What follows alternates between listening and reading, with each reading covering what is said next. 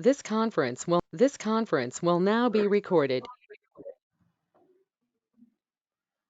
Okay, so dear student, good evening to everyone. Now, yesterday we have discussed about the basic of nth order linear differential equation. हमने पूरा basic से study किया और उसमें हमने देखा कि कैसे एक्चुअली हर एक वर्ड का मीनिंग जनरेट होते जाता है और why we have now this nth order linear differential equation and how we can find out the degree of that equation and from that हम कैसे उसको लीनियर बोलते हैं अगर डिग्री 1 हुआ तो वो लीनियर हो जाता है ये हमने देखा और ऑर्डर कोई तो भी चलेगा order what ever the order if it is second order third order nth order so we are not interested in the order we are only interested in the degree okay so degree should be 1 degree अगर 1 हुआ तो वो linear हो जाएगा तो अगर order 2 होगा तो हम उसको बोलेंगे second order linear differential equation okay अगर ऑर्डर 3 होगा तो हम बोलेंगे उसको third order linear differential equation and in general if order is n then we just call it as nth order linear differential equation okay so yesterday we have discussed about it now one more thing is that definition we have seen definition means general form of the nth order linear differential equation with constant coefficient we have discussed we have talked about the coefficient what is x in the right hand side okay x का value जो होता है ये function होता है actually आपका x का function होता है it may be trigonometric sin x cos x tan x कुछ भी हो सकता है एक्सपोनेंशियल हो सकता है e raised to x e raised to 2x whatever है ओके बट यहाँ पे जो x है यहाँ पे y नहीं होगा कांस्टेंट रह सकता है but y should not be there the term of y should not be there okay ये हमने देखा उसके बाद हमने we just reduce that given equation in the general form in very nice conversion that we have it is in the form of operator d okay ये operator लिया हमने और उसके हेल्प उसका हेल्प लेके हमने ये इक्वेशन जो है वो सिंपलेस्ट फॉर्म में रिड्यूस किया okay जो हमको लिखने में इजी जाएगा वो हमको सॉल्व करने में इजी जाएगा so and from that we just also find out what is the auxiliary equation okay now today we are going to discuss about the solution of this equation what is the solution of this equation okay so let us talk about the solution of nth order linear differential equation okay तो जो basic standard में आपने देखा है actually so just take that this is the equation dy by dx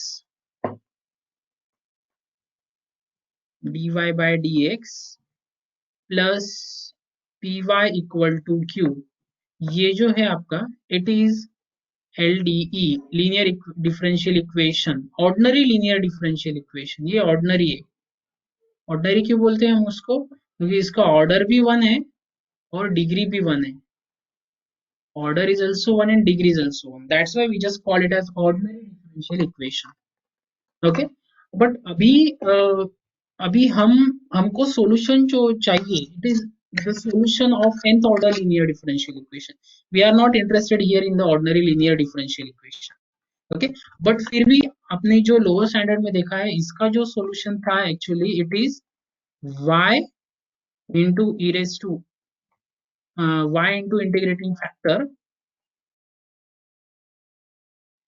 is equal to integration q into integrating factor dx plus c okay where ये जो integrating factor था आपका ये था e raised to integration p dx okay ये तो था basic standard में से sorry from your lower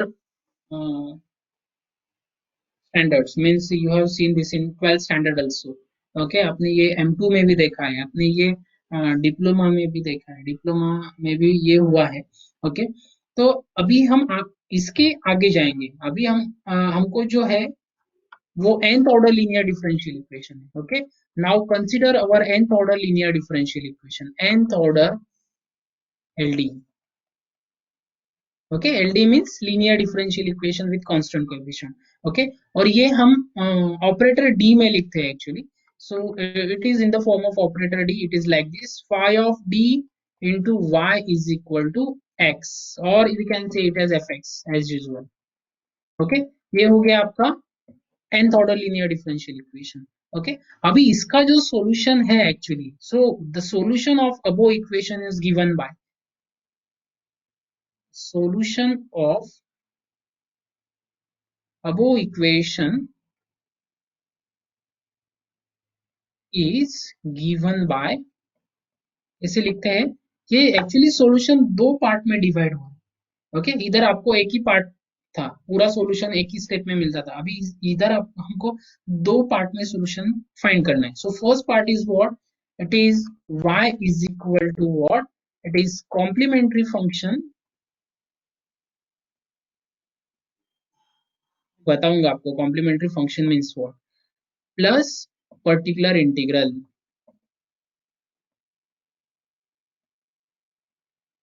ये दो पार्ट है एक्चुअली सॉल्यूशन के। ये जो कंप्लीट सॉल्यूशन y बोला है मैंने, y मींस व्हाट, अभी सॉल्यूशन मींस व्हाट, देखो सॉल्यूशन क्या होता है, कुछ तो भी, अगर आपने x एक इक्वेशन लिया, suppose if I take x plus two is equal to zero, इसका सॉल्यूशन क्या होता है, इसका सॉल्यूशन आपका जो होता है x is equal to minus two है। ओके इसका सॉल्यूशन है आपका x is equal to minus two. Why this is solution of this equation, because अगर हम इस इक्वेशन में x के जगह पे माइनस टू रखते हैं तो हमको जीरो मिलता है। So x is equal to minus 2 satisfy this equation. That's why x is equal to minus 2 is the solution of this equation. So same here, whatever the y, the value of y in terms of complementary function plus particular integral, that will satisfy the given LDE. ये क्या करेगा, ये equation satisfy करेगा। Okay और इसीलिए हम उसको solution बोलते हैं। ओके तो अभी कॉम्प्लीमेंट्री फंक्शन में क्या होता है एक्चुअली, तो इसको हम ऐसे भी बोल सकते हैं, so this is also called as complementary function plus particular integral. In some book you just find this CF plus PI, or you can also find like this, complementary function को हम YC बोलते हैं और particular integral को YP बोलते हैं। This is the complete solution of nth order linear differential equation with constant coefficient. अभी हम थ्रू आउट इस यूनिट ये YP और YC यूज करने वाले हैं। ओके ये ध्यान में रखो, जहां पे भी हम YC लेंगे उसका मीनिंग है complementary function, YP means particular integral. Okay तो अभी वन बाय वन देखेंगे। और फिर से देखो ये जो YC है, ऑक्सिलरी इक्वेशन जो है ना आपका, सो ये जो है डिफरेंशियल इक्वेशन, आपका जो कॉम्प्लीमेंट्री फंक्शन है वो इस पे डिपेंड है, फाई ऑफ डी पे, ऑक्सिलरी इक्वेशन पे, और आपका जो पर्टिकुलर इंटीग्रल है ये इस पे डिपेंड है, एफ के नेचर पे।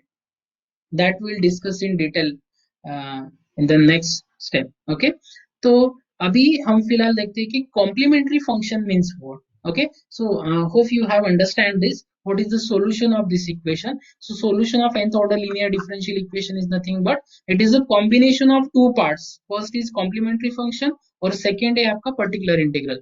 okay ये जो complementary function आता है ये आपको मिलेगा phi of d से, ये सॉल्व करके आपको कॉम्प्लीमेंट्री फंक्शन मिलेगा, और ये दोनों का कॉम्बिनेशन जो है phi of d भी लगेगा हमको, और ज्यादा इंपॉर्टेंट fx है। अगर fx जीरो हुआ, if fx is zero, if there is no function in the right hand side, then आपको pi फाइंड करने की जरूरत नहीं है, pi should be zero in that case। Okay तो हम अभी कॉम्प्लीमेंट्री फंक्शन देखते हैं, कॉम्प्लीमेंट्री फंक्शन कैसे हम फाइंड करते हैं, और how we can find it with the help of phi of d। okay so let us start with that। now what is complementary function। okay अभी देखो मैंने जैसे बताया आपको, consider the nth order linear differential equation, consider phi of d into y is equal to fx। ये equation मैंने consider किया, it is nth order linear differential equation। Okay now what is your auxiliary equation, first आपको क्या करना है, auxiliary equation लिखना है।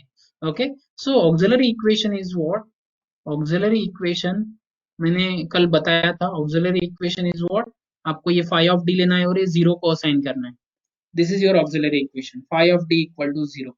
अभी क्या करना है आपको, इसके रूट्स निकालने हैं। इसके रूट्स मीन्स ये क्वाड्रेटिक हो सकता है, ये क्यूबिक इक्वेशन हो सकता है। क्वाड्रेटिक इक्वेशन आपको पता है, क्वाड्रेटिक मीन्स ऐसा हो सकता है, it is D square plus two D plus one equal to zero, ये क्वाड्रेटिक हो गया। अगर क्यूबिक हुआ तो कैसा होगा, D cube plus 3d square plus 6d square D plus D plus 1 equal to 0, ये हो गया आपका cubic.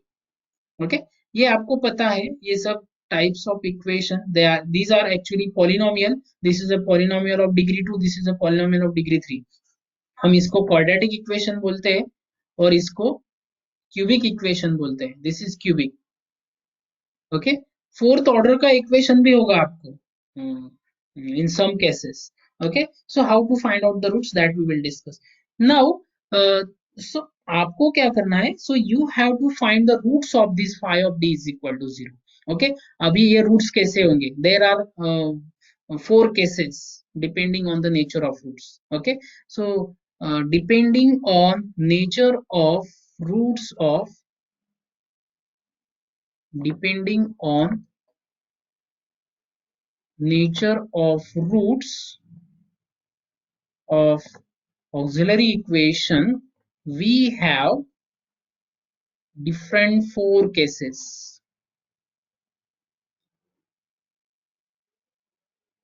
for complementary function. Okay, ये कॉम्प्लीमेंट्री फंक्शन के लिए हमारे पास अभी 4 डिफरेंट केसेस होंगे, क्योंकि जो रूट्स मिलने वाले हमको इस इक्वेशन के, this auxiliary equation, so the root nature of roots are of 4 types. Okay, तो ये नेचर, ये रूट्स कैसे होंगे, ये वन बाय वन हम अभी यहाँ पे डिस्कस करेंगे. So let us see the first case. These are 4 cases. These are the only 4 cases for finding the complementary function. Okay, so let us see that. अभी y first case लिखता हूं मैं, case 1. What is case 1? Okay, if roots are real and distinct. This is very important topic. Okay, और अगर ये समझ में आ गया तो आपको ये डिफरेंशियल इक्वेशन का सॉल्यूशन समझ में आएगा, क्योंकि कॉम्प्लीमेंट पर्टिकुलर इंटीग्रल की एक मेथड ऐसी भी है हमारे पास कि 2 method actually, that 2 methods are depending on the nature of roots. Okay, अगर ये आपकी सही रहे, that then and then you can find out the particular integral properly, otherwise you can not do that. Okay, so let us do it in proper way. अभी अच्छे से समझ लेते हैं पहले कि कैसे रूट्स फाइंड करने, और बहुत सारे एग्जांपल्स भी हम इसके ऊपर डिस्कस करेंगे. ओके, तो देखिए, रूट्स रियल रियल नंबर आपको पता है माइनस इंफिनिटी से लेके प्लस इंफिनिटी तक रहते हैं, उसमें से कोई भी नंबर होगा फिर. ओके, रियल नंबर चाहिए, पर कॉम्प्लेक्स नहीं चाहिए ना. कॉम्प्लेक्स नंबर आपको पता है, हमको we are interested in real number. Okay, so वो 1/2 होगा तो भी चलेगा, -5 होगा तो भी चलेगा, वॉट एवर दैट. हम एग्जाम्पल से देखते हैं. If roots are real and distinct, suppose let us assume that m1 and m2 are 2 distinct real roots. अभी ऐसे अगर 2 रूट्स मिले हमको, अगर हमारा इक्वेशन क्वाड्रेटिक हुआ और हमको 2 रूट्स मिले m1 एंड m2, तो how is the complementary function, then खाली आपको क्या करना है, देखो. So therefore your yc is equal to yc is c1 e raised to m1x plus c2 e raised to m2x. Only you have to replace the values of m1 and m2, that's it. यही आपको करना है. For example देखो, अभी example में अभी यहाँ पे डिस्कस करता हूँ कि फॉर एग्जाम्पल अगर मैंने लिया example, so D square plus 2d और otherwise D square minus 5d plus 6 into Y equal to 0, ऐसा इक्वेशन है. So what is your auxiliary equation here. Auxiliary equation क्या लेना है आपको, ये जो है फाई ऑफ डी, ये आपका ऑक्सिलरी इक्वेशन होगा. So it is nothing but ये लेना है आपको और 0 को असाइन करना है. Let us take it and assign it to 0. अभी आपको इसके रूट्स फाइंड करने हैं. अभी क्वाड्रेटिक इक्वेशन के रूट्स आपके पास साइंटिफिक कैलकुलेटर होगा, उसमें जाइए, मोड दबाइए, इक्वेशन में जाइए, रूट्स में जाइए, और उधर आपको ये कोएफिशिएंट डायरेक्टली सब्स्टिट्यूट करके डायरेक्टली वन क्लिक आपको आंसर मिल जाएगा। Okay, you have the calculator, you have try to use the scientific calculator, क्योंकि ये अलाउड है आपको एग्जाम में, कोई दिक्कत नहीं है। ओके, तो ये यूज करके आपको इसके रूट्स फाइंड करने हैं। पर अभी फिलहाल मैं आपको बताता हूँ, अगर आपके पास unfortunately if there is no कैल्सी, देन कैसे करना है। ये लोअर स्टैंडर्ड में हो चुका है, फिर भी मैं आपको बताता हूँ। अगर डी स्क्वायर का कोएफिशिएंट 1 हुआ तो 6 लेना है। ओके, ये हो गया आपका। मैं फास्टली बताता हूँ थोड़ा। 6 के ऐसे रूल, ऐसे दो फैक्टर्स मिलने हैं हमको कि जिनका एडिशन -5 होगा। tell me the two factors of 6 such that their addition is -5 and their product is +6। अगर मैंने लिया -2 और -3, तो इन दोनों का एडिशन -5 हो जाएगा और प्रोडक्ट 6 हो जाएगा।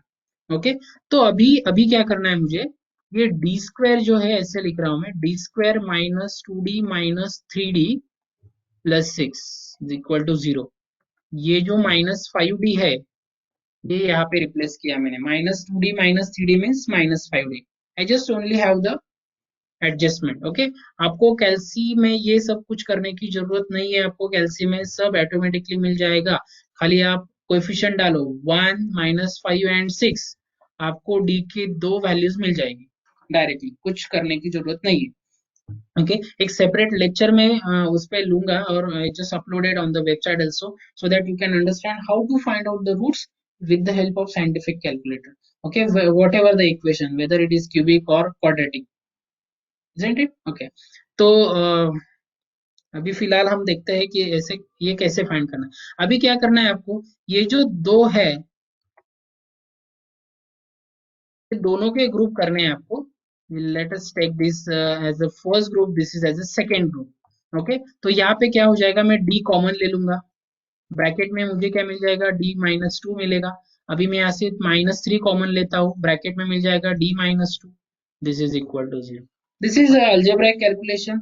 this calculation already you have done in the lower standard, that's why I'm not explaining in detail about that। okay, मैं अभी ये डिटेल कॉमन लेना ये सब आपको पता है, तो इसलिए मैं इस पर टाइम वेस्ट नहीं कर रहा हूँ, आपको पता है, इसलिए मैं थोड़ा सा जल्दी में ले रहा हूँ। और आगे जो टॉपिक है, जो हमारा मेन टॉपिक है, उस पर हम फोकस करेंगे। तो अभी देखो, अभी ये दोनों टॉपिक में, सॉरी दोनों स्टेप में d-2 कॉमन है। Let us take that d-2 common. What I get, d-2 common लिया, ब्रैकेट में क्या मिला मुझे, it is d-3, this is equal to 0। अभी इसमें से अभी ये क्या हो गया आपका, this is what, from this what I get, either d-2 is equal to 0 or d-3 is equal to 0। this means what, either d is equal to 2 or d is equal to 3। अभी देखो d के दो values मिल गए आपको, so here d is equal to 2 3 and therefore your m1 is nothing but 2 and your m2 is nothing but 3। ये हो गया। अभी आपको क्या करना है, जो हमारे पास फॉर्मूला है, ये देखो ये फॉर्मूला है, इसमें सिर्फ और सिर्फ m1 और m2 के वैल्यूज आपको पुट करने हैं। ये जो सब मैंने कैलकुलेशन किया, ये यहाँ से लेके यहाँ तक, ये आपको कुछ करने की जरूरत नहीं है अगर आपको कैलकुलेटर यूज करने आता है। Okay, so just try to learn how you can use the calculator to find out the roots of the quadratic or cubic equation। ये सब आपका टाइम बच जाएगा, नहीं तो फिर ये आपको करते रहना पड़ेगा। अगर आप प्लस माइनस कुछ मिस्टेक हो गया तो आंसर गलत हो जाएगा। ओके, तो कैलकुलेटर यूज करना मैं बार बार यही बोल रहा हूँ, so just have the habit to use the calculator. Okay, अभी हम क्या करेंगे, m1 m2 के वैल्यूज रिप्लेस करेंगे। सो therefore complementary function is yc is equal to c1 e raised to m1x plus c2 e raised to m2x। अभी m1 क्या है आपका 2, this is c1 e raised to 2x, और m2 क्या है c2 e raised to 3x। This is complementary function. बस हो गया, इतना ही आपको करना है, इसके अलावा बाकी कुछ करना नहीं। Got it? ये अगर आप करते हो एग्जाम में तो आपको 4 मार्क्स का एग्जाम्पल होता है आई थिंक। ओके, उसमें से आपको 1 मार्क्स मिल जाएगा। इसके लिए खाली 3 लाइन लिखने हैं आपको। क्या क्या लिखना है, ऑक्सिलरी इक्वेशन लिखना है। ओके, ऑक्सिलरी इक्वेशन लिखने के बाद डायरेक्टली डी के वैल्यूज आएंगे, ये लिखने के बाद आपको डायरेक्टली ये लिखना है, क्योंकि कैल्सी में से आपको डायरेक्टली ये वैल्यूज मिल जाएंगे, और ये लिखने के बाद डायरेक्टली ये, that's it. Okay, so this is the first case. But इसमें और देखो और क्या हो सकता है। अभी अभी तो मुझे दो रूट मिले, क्वाड्रेटिक इक्वेशन था। If we have a three roots then what? Okay, if m1 m2 m3 so on, okay, mn are n distinct roots, okay, पता नहीं मुझे कितने रूट्स हैं, आर डिस्टिंक्ट रूट्स, तो क्या करना है मुझे? क्या मिलेगा? सो अवर yc इज इक्वल टू, जितने डिस्टिंक्ट रूट है जितने आपके उतने आपके कांस्टेंट आएंगे। अभी देखो, अभी यहाँ पे दो रूट थे, 2 और 3, तो मुझे दो कांस्टेंट मिले, एक C1 मिला, एक C2 मिला। If we have a three roots m1 m2 m3, then we have a three constant C1 C2 C3, उनके हर एक के लिए आपको e लेना है, तो आपको मिल जाएगा C1 e raised to m1x, ये मिल गया, plus C2 e raised to m2x, plus C3 e raised to m3x, plus so on. जितने रूट होंगे उतने हमको कांस्टेंट ऐड करते जाना, और हर एक को e के पावर में लिखना है। That is the complementary function if we have a n distinct root. I think you got this. This is a first case to find out the complementary function of the given linear differential equation. That is the first part of the solution. Okay, अभी देखो case second में discuss करता हूँ यहाँ पे, case to. Case to में क्या है? अभी पहला केस देखा हमने, if roots are real and distinct. अभी सेकेंड केस में क्या होगा? If roots are real and equal, इसको हम रिपीटेड रूट भी बोलते हैं। रिपीटेड, अगर रूट्स रिपीटेड हुए आपके तो इक्वल रूट्स, दोनों m1 और m1 दोनों सेम है, m1 m2 दोनों सेम है, तो अभी क्या होगा? सो if m1 and m1 repeat twice,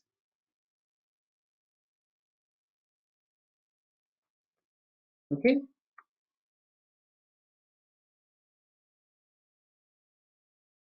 तो क्या हो जाएगा?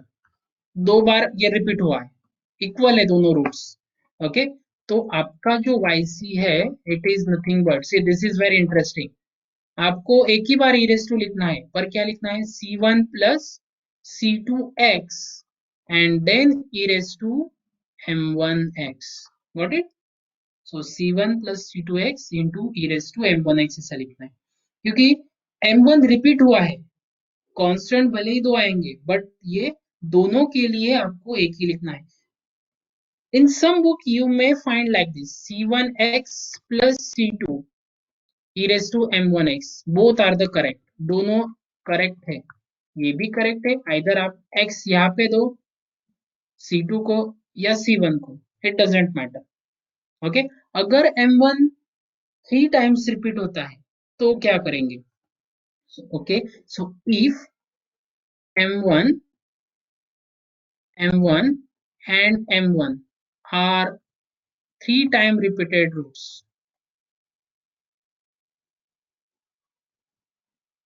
Okay, then what? देन आपका जो yc होगा, देखो अच्छे से ध्यान में रखो, yc is C1 plus C2x, अभी थ्री टाइम रिपीट हुआ है तो C3x square e raised to m1x, got it? So this is what if the roots are repeated thrice, if the root is repeated thrice। अगर 4 time repeat होता है तो क्या करेंगे? खाली इधर आपको क्या ऐड करना है? So you just have to add C4x cube, ऐसा। अगर 4 टाइम रिपीट होता है, इफ इट रिपीटेड 5 टाइम्स, ऐसा तो इक्वेशन नहीं आएगा अभी, आपको सिलेबस में नहीं है इतना बड़ा, 5 डिग्री का 5 ऑर्डर का इक्वेशन नहीं आएगा, but just try to understand this। if the root is repeated 5 times, then plus c5 x raised to 4 is there, ये दोनों ऐड हो जाएंगे. Got it. तो हम इसका एक एग्जांपल देखते हैं. जितने बार वो रिपीट होगा उतने बार हमको x का पावर इंक्रीज करते जाना है, ये ध्यान में रखो. Okay, so the number of time that m1 get repeats, then we have to add the number of constant. If it repeated thrice, we have to add c1, c2, c3, and the power of the coefficient of c3 is x square, coefficient of c2 is x, coefficient of c1 is 1, like this. तो ये x का power बढ़ाते जाना है, ये ध्यान में रखो. ओके, तो अभी इक्वेशन देखते हैं, and from that you can understand it very well. So example, just take d square minus 2d plus 1 into y equal to 0. This is your quadratic equation. Suppose this is your nth order LD. This is LD, yeah? In the form of operator t, जो भी equation ले रहे हैं वो LD है. Try to understand. अभी auxiliary equation लिया. What is auxiliary equation? Your auxiliary equation is d square minus 2d plus 1 equal to 0. If you have find the roots of this equation, the roots are d is equal to 1 comma 1. LCM में देखो find करो, आपको यही मिलेंगे. Okay, और ये actually what is this, this is the expansion of d minus 1 square, this is equal to 0 करके देखो. a minus b bracket square करके का formula if you are applying here, so what the expansion of d minus 1 bracket square is d square minus 2d plus 1. और यहाँ पे आपको d का value दो बार 1 और 1 मिल जाएगा. So see, 1 is repeated twice. So what is your complementary function then? Your yc is just simply c1 plus c2x e raised to 1x. I have used this formula. Okay, ये सिर्फ आपको ध्यान में रखना है कि कौन सा फॉर्मूला कब यूज करना है. Which formula is useful for which case and which example. Okay, if roots are distinct, go for the first case. If roots are equal, then come to the second case, like this. Okay, now see, there are some examples in which we can use the both cases combinedly. अभी यहाँ पे अगर 3 distinct roots मिलते हैं हमको, this is the first example. So if we discuss the second example also, so if 1 comma 2 and 3 are sorry, not like this. If 2 repeated twice, then what? 2 comma 2 comma 2 are roots of phi of d is equal to 0. अगर ये जो 2 है ये 3 time repeat हुआ तो इसको कैसे लिखेंगे हम? देखो, इसका जो yc है, yc is c1 plus c2x plus c3x square e raised to 2x. Got it? Now 2 get repeats 3 times, that's why we have write it. Okay, we have used this formula here. Okay, अगर 4 time repeat होता है तो खाली आपको c4 x cube add करना है, that's it. But the very important case is here. It is very important note that you can take for this case. Note that, so suppose if 2 comma 2 and minus 4 ऐसे roots है, 2 2 minus 3 are roots of phi of d equal to 0. अगर ऐसे roots मुझे मिलते हैं तो मैं क्या करूंगा? क्योंकि अभी दो roots, 2 is repeated twice and minus 3 is single, then how do you do, sir? How we do, sir? How we can find out the complementary function for this equation? Okay, तो it is very simple. देखो, जो root repeat हुआ है आपका उसको second case use करनी है और जो डिस्टिंग है उसको फर्स्ट केस यूज करनी है. अभी देखो, इसका जो कॉम्प्लीमेंट्री फंक्शन होगा आपका c1 प्लस c2x, क्योंकि ये जो 2 है ये ट्वाइस रिपीट हुआ है, it is e raised to 2x, और प्लस ये माइनस थ्री जो ये डिस्टिंक्ट है, तो e raised to minus 3x. That's it. Okay, ये 2 बार रिपीट था, इसलिए मैंने केस नंबर 2 यूज किया यहाँ पे, इट इज केस नंबर 2। और ये डिस्टिंक्ट था, इसलिए केस नंबर 1 डिस्टिंक्ट के लिए। Got it. अभी ये हो सकता है, ऐसा भी हो सकता है, if roots are like this, if it is -2, -2 and it is 5, 5 are roots, ऐसा भी हो सकता है। Then how we can write the complementary function for this? क्योंकि यहाँ पे -2 2 बार रिपीट हुआ है, 5 भी 2 बार रिपीट हुआ है। Okay, then how we can find out? So it is very simple again. Yc is equal to c1 plus c2x, okay, e raised to -2x plus, अभी ये 5 दो टाइम रिपीट हुआ है तो c3 plus c4x e raised to 5x हो गया। This is the complementary function. Okay, so ये मैं पॉसिबिलिटीज बता रहा हूँ आपको। हाँ, आपको ये रूट्स कैलसी में से फाइंड करने, वॉट एवर द इक्वेशन, ये रूट्स आपको इक्वेशन में से मिलेंगे। Okay, I just give you all the possibilities how the roots are actually, if we are finding the roots of the equation. Okay, they may be 2 2 minus 3. 2 2 minus 3 is what it means, two roots are repeated and one is distinct. दो roots जो है आपके वो repeat हुए हैं और ये distinct है। अभी -2 5 5 means what, -2 repeated twice and 5 also repeated twice, -2 दो बार रिपीट हुआ है, 5 भी 2 बार रिपीट हुआ है।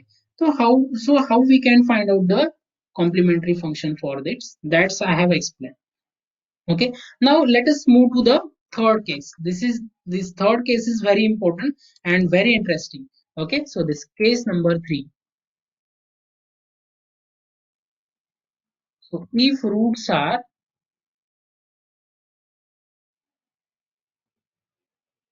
कॉम्प्लेक्स, ये कॉम्प्लेक्स सुन के हमको सर थोड़ा सा टेंशन आता है। डोंट टेक अ टेंशन, आपको ज्यादा कॉम्प्लेक्स में जाने की जरूरत नहीं। Roots are complex.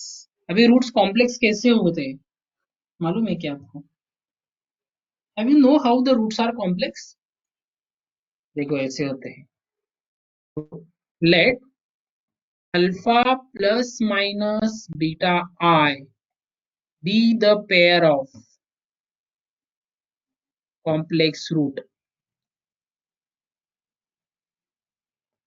ऐसा अगर इक्वेशन है आपका, so alpha plus minus beta i, एक होगा आपका अल्फा प्लस बीटा आई और एक होगा आपका अल्फा माइनस बीटा आई। ये पेयर होगी आपकी कॉम्प्लेक्स रूट की। ये दो रूट है, एक अल्फा प्लस बीटा और दूसरा अल्फा माइनस बीटा, ये ध्यान में रखो। This is first one is alpha plus beta और दूसरा है अल्फा माइनस बीटा आई। ये दोनों रूट होंगे, दो रूट, एक्स की value x plus alpha plus beta है, अल्फा माइनस बीटा है। Okay, so if this is the pair of complex root, then what is your complementary function? So your complementary function is like here, so yc is, ये जो alpha है आपको e के power में डालना है, e raised to alpha x, और in bracket you just have to write cos of beta x plus sin of beta x, everything is as it is, just you have to replace the value of alpha and beta। आपको alpha और beta के values खाली replace करने हैं, बाकी कुछ यहाँ पे चेंज नहीं होगा। Got it? So yes, just replace the values of alpha and beta, whatever you have got from the roots of the equation। Okay, let us see the example so that you can understand। तो मैं यहाँ पे एक example लेता हूँ अभी। Example, okay, so let us take d square plus 2d plus 2 into y equal to 0। इसके real roots नहीं है। अगर ये कोएफिशिएंट आप 1 2 2 अगर कैलसी में डालते हो तो आपको रियल रूट्स नहीं मिलेंगे, आपको कॉम्प्लेक्स रूट मिलेंगे। Okay, so now how to find out the complex root. तो लोअर स्टैंडर्ड में आपने एक फॉर्मूला देखा है, तो पहले हम ऑक्सिलरी इक्वेशन लिख लेते हैं। सो ऑक्सिलरी इक्वेशन इज, ये फाई ऑफ डी जो है वो लेना है हमको और वो 0 को असाइन करना है। Got it? अभी देखो, इसमें से कोएफिशिएंट फाइंड कर लेते हैं हम। अभी इसको अगर हमने compare it with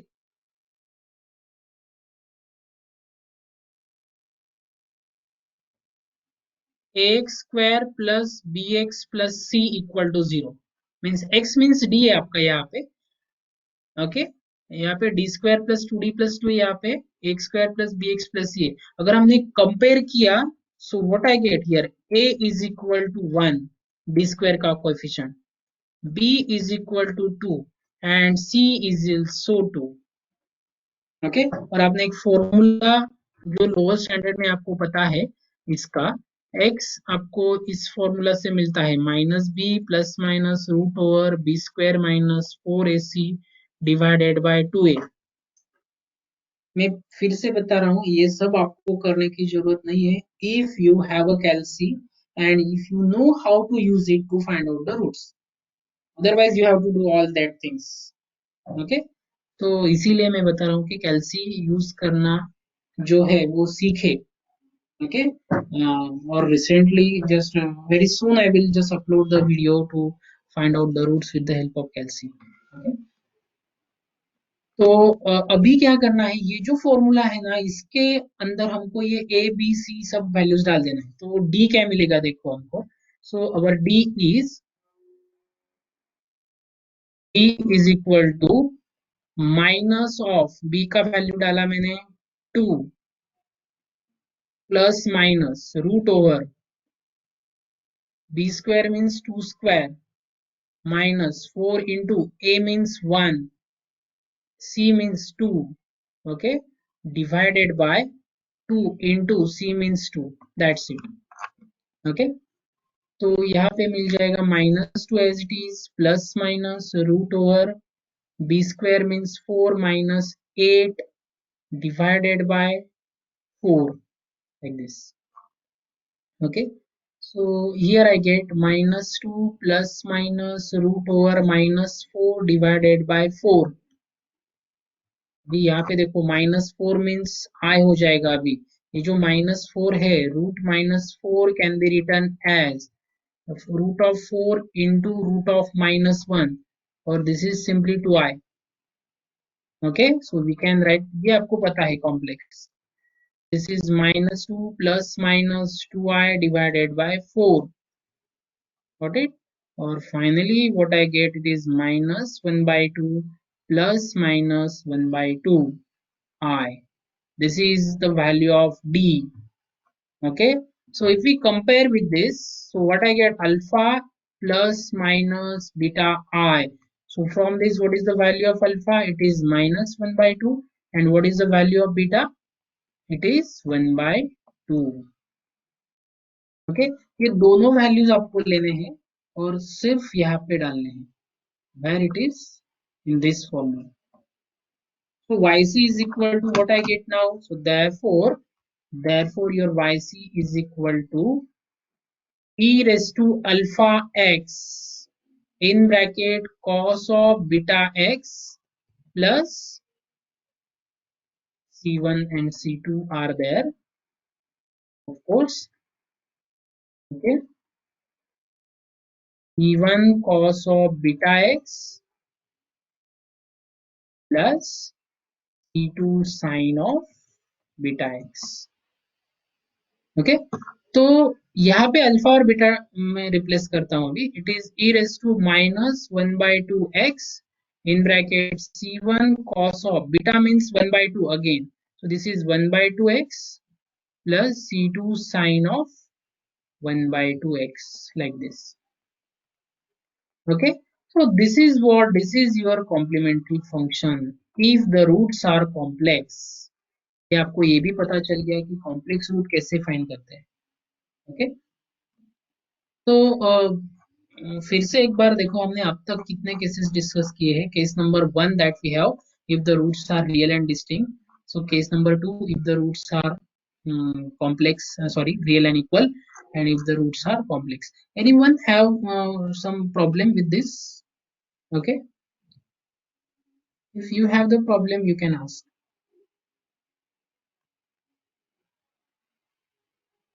okay, I think it is fine, so let us move to next। So case number 4 हम देखेंगे अभी. Now what is the case number 4? अभी इसमें एक और बात बोलनी थी मुझे. Note that, very important note is that, what is note here, sometime it may happen that if roots are, means it is happening for the cubic equation most of the time. So if roots are, for example, 1 plus minus 2i comma minus 3. अभी देखो, we have the three roots. One is 1 plus 2i, another is 1 minus 2i, and one more root is there, it is minus 3.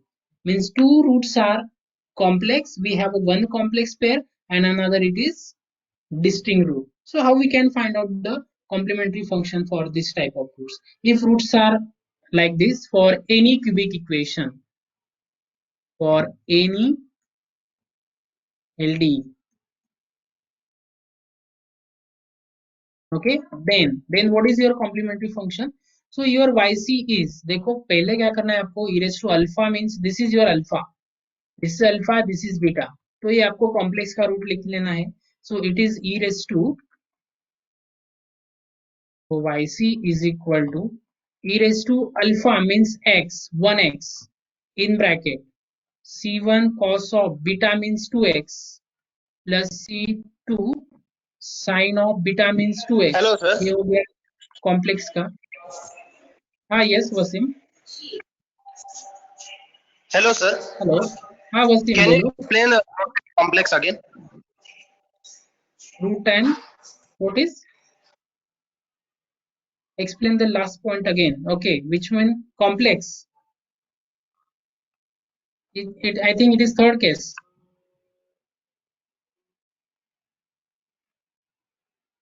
Okay, so third case I will explain it again. See what happened actually in some equations we have get the complex root. Okay, so if the roots are complex, then what happening over there? Yes, sir. So if roots are complex, so how the roots are complex, that I have explained here. See, so suppose most of the time the equation is irreducible. बहुत बार क्या होता है, जो equation होता है वो हम reduce नहीं कर सकते. रिड्यूस नहीं कर सकते मीन्स उनको रियल रूट्स नहीं होते. जैसे हमको यहाँ पे मिले, देखो यहाँ पे ये जो इक्वेशन लिया हमने D square minus 2d plus 1, इसको रियल रूट्स मिले हमको 1,1. ओके, यहाँ पे एक और इक्वेशन लिया हमने ऊपर, ये D square minus 5d plus 6. ये जो इक्वेशन था इसको भी रियल रूट्स मिले, क्योंकि तो इसके रूट्स क्या है आपके 2 एंड 3. तो ये रियल नंबर हो गए ना, these are real numbers, that's why these are called as real roots. और ये दोनों डिस्टिंक्ट है. 2 is not equal to 3, इसलिए ये डिस्टिंक्ट है. That's why this is the case, roots are real and distinct. Are you getting this? Okay, now come to the second case. What happening over there? Roots are real and equal. Means अभी ये equation जब हमने लिया D square minus 2d plus 1, तो यहाँ पे हमको d के जो वैल्यू है वो 1 मिली. So here 1 is equal to 1. Okay, that's why real and roots are real hai. 1 is real number and it is repeated, so that's why roots are real and equal. Now what happening in the third case, we never get the real distinct root and real equal roots. ये दोनों cases हमको नहीं मिलते कुछ equation में. Okay, तो हमारे जो रूट्स है वो कॉम्प्लेक्स में चले जाते हैं. ओके, सो देखो अभी यहाँ पे जब हम रूट्स, ये तो स्टैंडर्ड फॉर्मूला है. you know about this standard formula to find out the roots. ये कैसा भी इक्वेशन हुआ, इधर भी हम अप्लाई कर सकते हैं ये फॉर्मूला. ये जो दो इक्वेशन के रूट्स हमने ऊपर फाइंड किए, so we can also apply this formula for that equations also. Okay, but I know that this equation has a complex root, that's why I particularly taken this equation to understand the meaning of complex root. Okay, तो अभी हमने a plus B plus सी का जो value, a b c का value इसमें डाला इस formula में, तो b का वैल्यू हो गया -2, c -2 सॉरी b का value 2, minus of 2 is there, इधर बी स्क्वायर डाला 2, -4 into a c is there. Okay, तो यहाँ पे क्या हो रहा है कि जब हम 4 माइनस 8 ले रहे हैं, ओके, तो सो what I get, it is minus of 4. and minus of 4, root over minus of 4 is not possible. So this has no solution in on real line.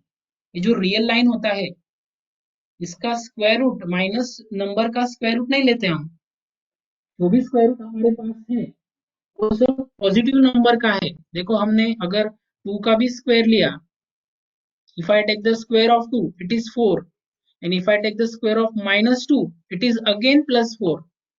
और जब हम स्क्वायर रूट लेने जाते हैं 4 का तो हमको एक तो 2 मिलता है और otherwise we'll get minus 2, but we cannot find out the square root of minus 4. okay, real number है हमको अलाउड नहीं करता है. So that's why there is a invention of complex number. This is actually the need of complex number. okay, तो इन्होंने क्या किया, ये जो -4 है रूट के अंदर, तो इसको स्प्लिट किया. एक रूट में -4 लिखा और दूसरे रूट में -1 लिखा, क्योंकि हम ये कर सकते हैं. we know that root of a into b we can write it as root of a into root of b. I think you know this. Okay, ये ऐसे लिख सकते हैं. तो a मैंने 4 लिया, b मैंने -1 लिया, यहाँ पे अप्लाई किया मैंने. ओके, तो ये स्क्वायर रूट ऑफ 4 तो 2 हो गया. ओके, तो आप बोलेंगे सर -2 क्यों नहीं लिया, तो -2 भी है क्योंकि हमारे पास +-2 इधर बाहर, so we have also taken the -2, no problem for that. okay, but what about this root over -1?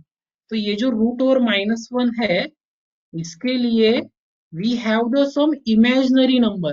We don't know that, we just imagine that that is some imaginary number. so कुछ books में आपको जे भी मिल जाएगा, जो technical books है आपके, ये आई के अलावा जे भी होता है. It is the imaginary number and it represents the square root of -1. तो स्क्वायर रूट ऑफ -1 के अलावा हम 2i डाल देंगे.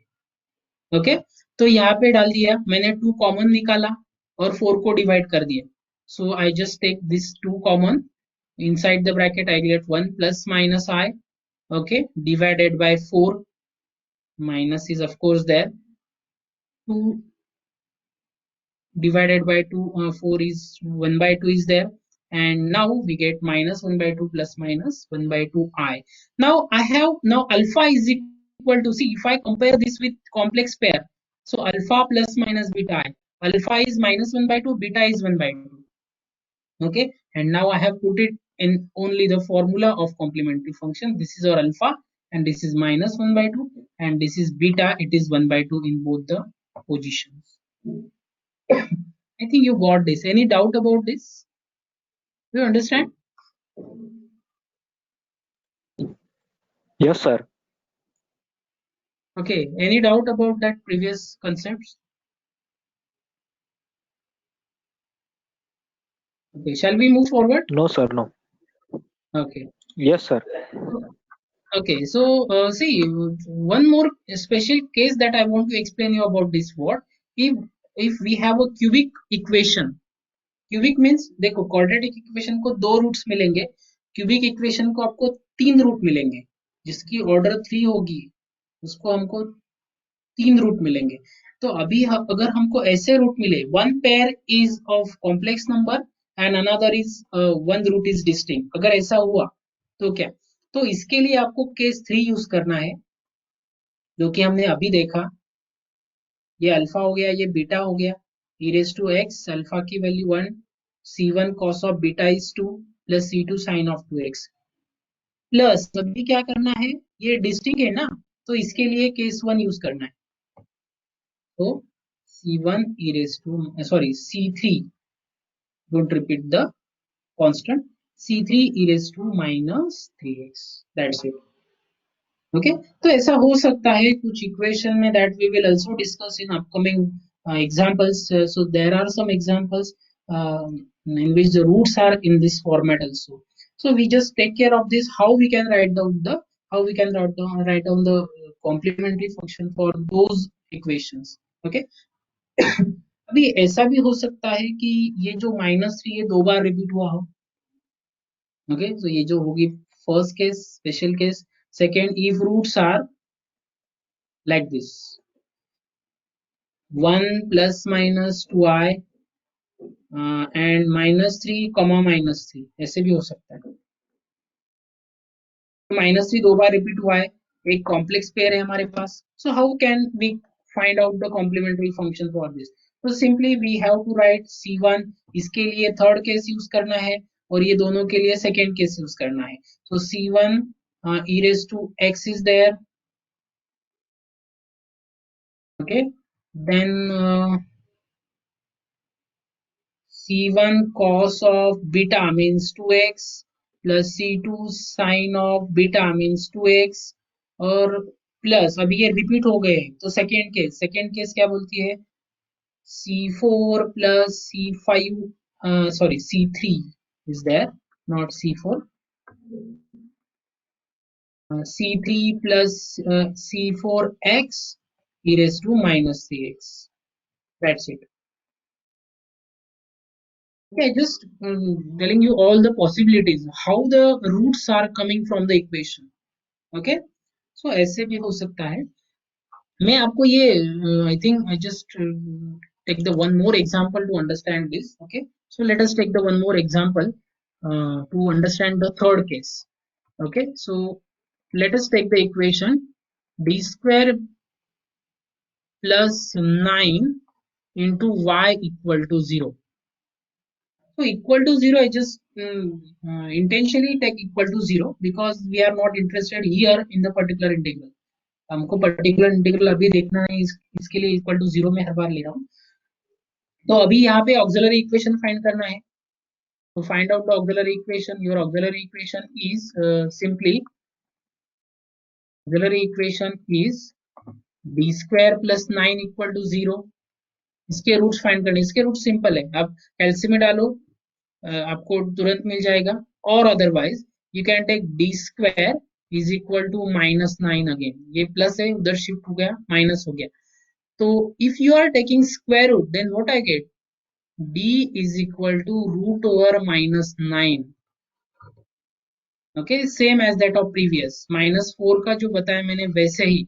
तो ये जो रूट ओवर -9 है आपका तो इसको सिंपली आप root over 9 into root over -1 करेंगे, ये स्क्वायर रूट ऑफ 9 इज 3 हो जाएगा और इसका वैल्यू i हो जाएगा। Okay, so of course if it is plus minus root 9।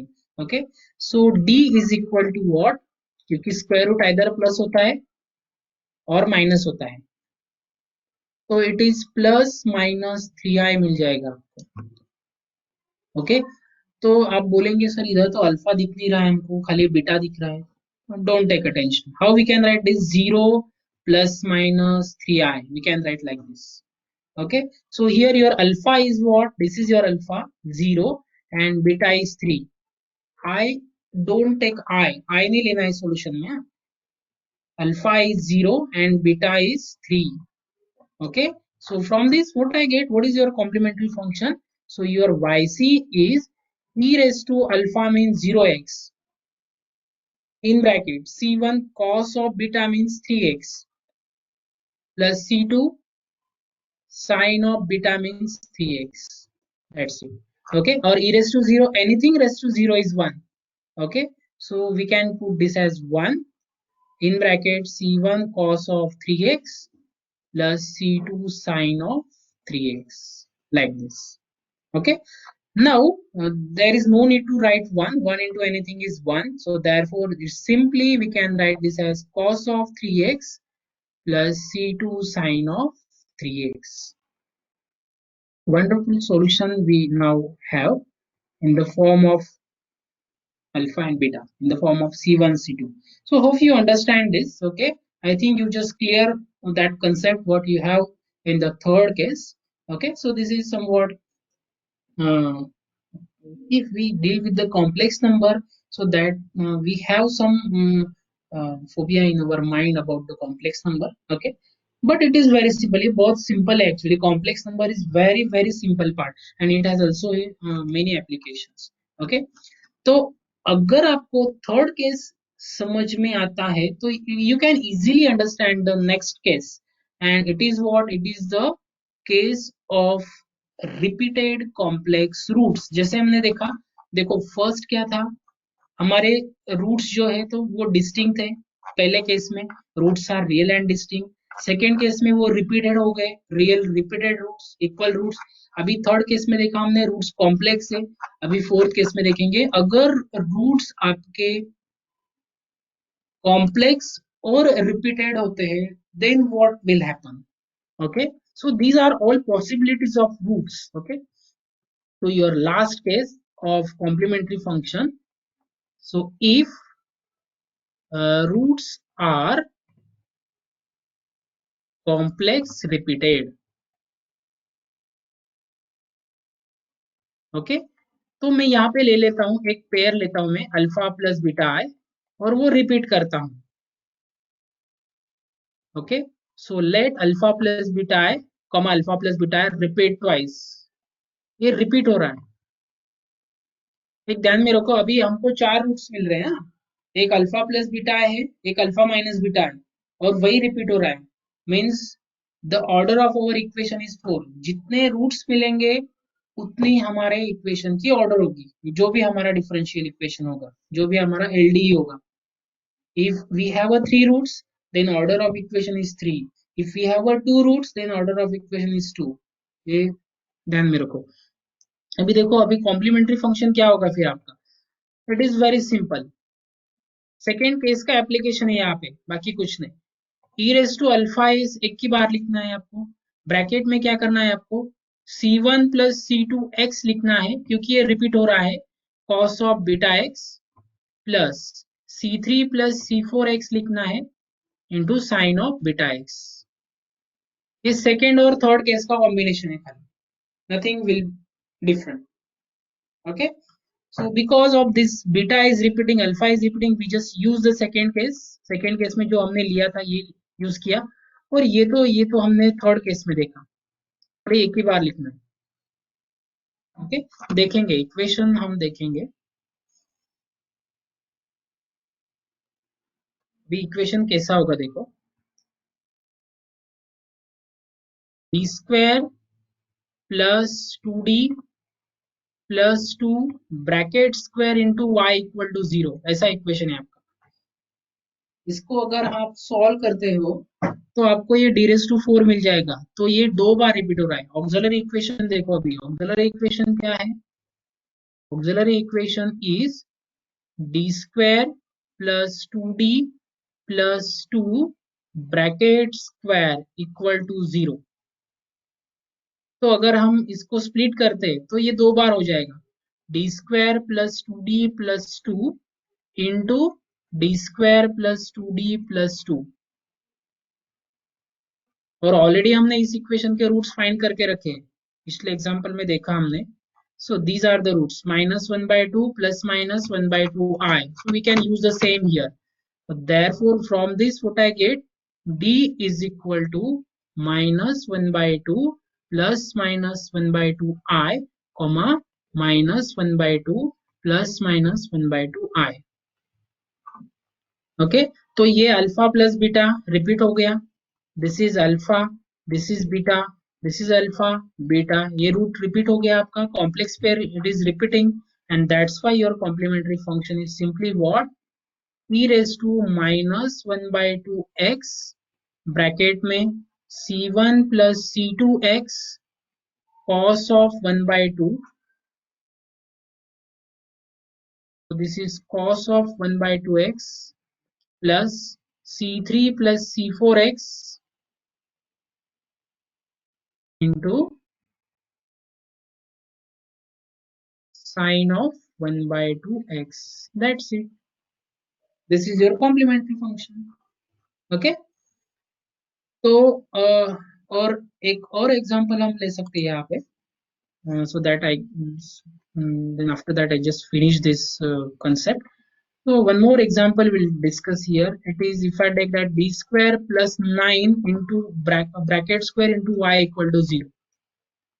okay, d square plus 9 here, so if I take this auxiliary equation is like this,